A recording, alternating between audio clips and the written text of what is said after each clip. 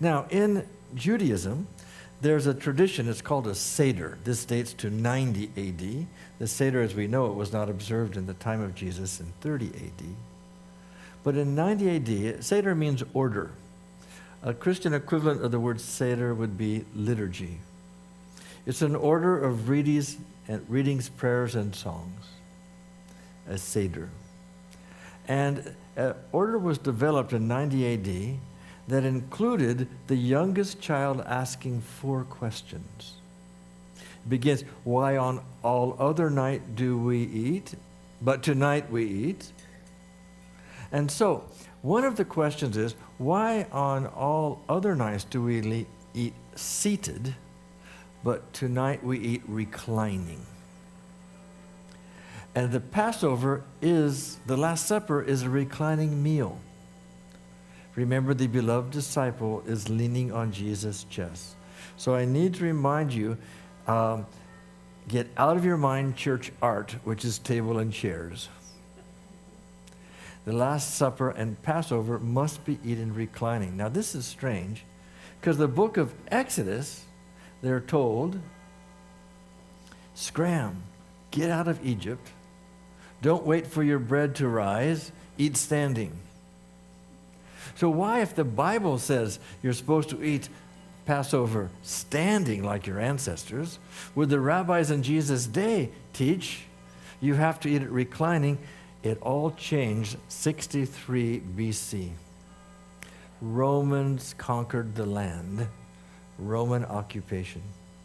And now the culture that rules you has a custom: slaves must eat standing, only free people can eat reclining.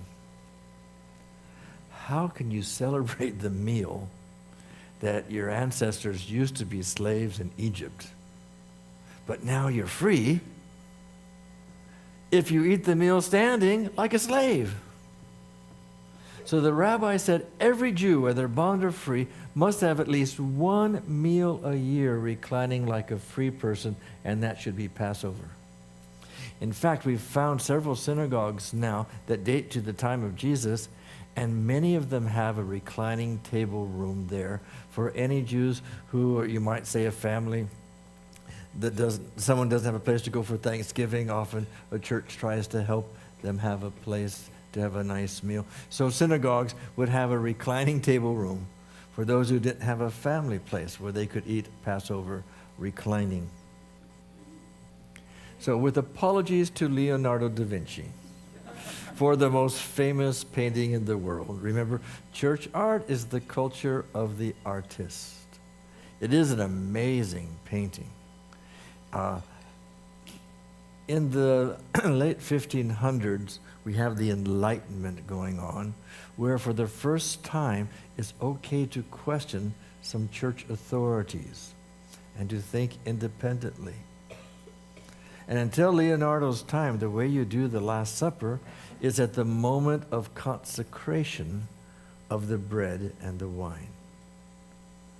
Leonardo has done it, but Jesus just says, one of you will betray me, and everyone is saying, is it I?